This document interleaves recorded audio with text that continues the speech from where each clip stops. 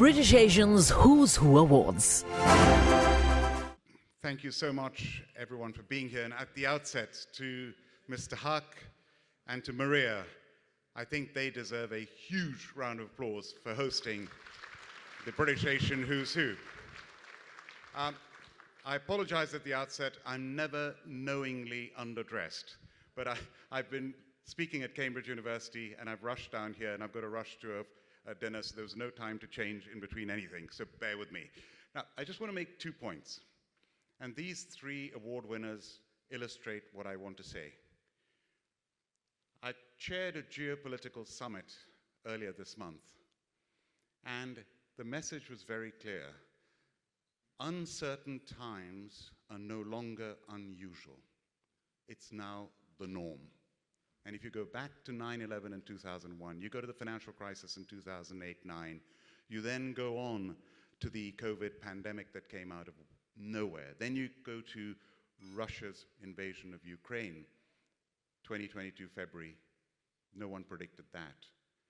And then you go on to October the 7th and what happened then and after that. And then you go on to Donald Trump being elected the second time and the tariff wars unleashed on the world last April, where our average tariff for the United States of America was 2%, and now it's multifold that. Nobody predicted that. And then you come to what's happened on the 28th of February and the war in Iran that is affecting the whole world. So just one thing after another. Now, how many of you in this room are entrepreneurs? Can I see a show of hand? It should be a room full of entrepreneurs, yes? There's one word that sums up entrepreneurs more than any other word. Entrepreneurs have guts. They have the guts to do it in the first place. Many people have good ideas. How many of them will give up and take the risk and start a business? Because most businesses sadly fail. But entrepreneurs also have the guts to keep going when others would give up. And the resilience shown by these winners, Sujan, who I've known through the Cobra Bear days, but I also know him as a Gurkha because my father served in the Gurkhas, commanded the Gurkhas, and was head of the Gurkhas in India, and I've been brought up with those bravest of the brave troops in the world, and Sujan personifies them in the amazing way I've seen him put back and put back and put back. So that's one example.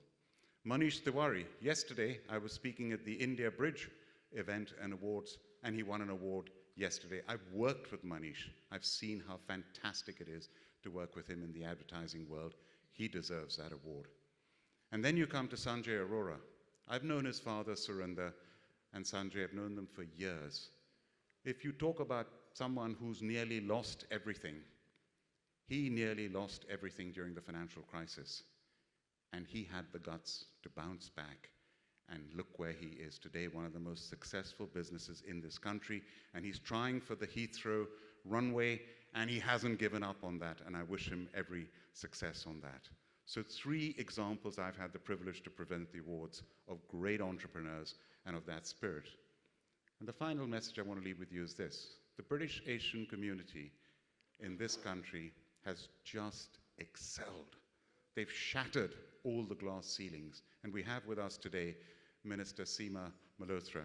And Seema, you're a great friend, a great ambassador for our whole country, and you're a minister now in the Foreign Office. I've had the privilege to work with you. Wonderful that we're lucky to have you. And Virendra Sharma,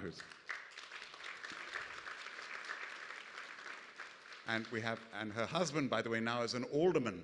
And I hope Sushil is now going to be a future Lord Mayor. So we're watching that space. And sitting next to her is my boss, Virendra Sharma, the long-serving Member of Parliament for Southall, who's been a great champion for all of us. So the final message I want to leave with you is this, what these awards are all about.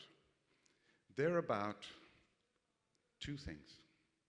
This amazing country that has given us, all of us, the opportunity to live the British dream.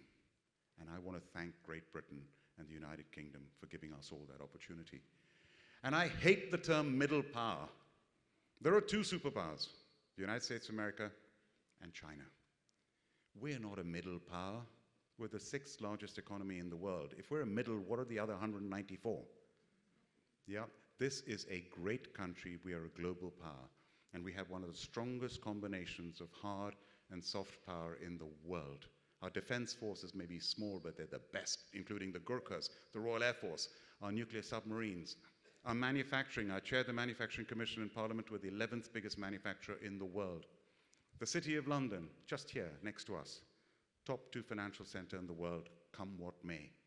Our advertising agencies, exemplified by Manish, best in the world. Our accountants, best in the world. Our lawyers, best in the world. Our creative industries, our film, our music, our theater, our museums, best in the world. So all that hard power that we have, but we also have the soft power. And look at the examples of our soft power. I've come from Cambridge University here. 4 out of the top 10 universities in the world are British, 4 American, 1 Singapore, 1 Swiss. America's population, 350 million. We're 70 million, not bad. And then, at any one time, 25% of world leaders have been educated in American universities, 25% of world leaders have been educated at British universities. The rest of the world make up the other 50%. That is the soft power and influence that we have, which is unbeatable. Nobel Prizes, 2 universities in the world, more Nobel Prizes than any others, Harvard University and Cambridge University. Our royal family, we mourned when Queen Elizabeth II passed away.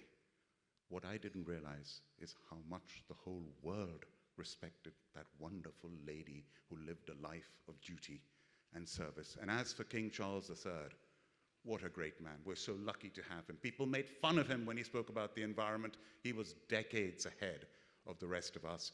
And look how he performed in America just now, the best ambassador this country could ever wish for. We're lucky to have him.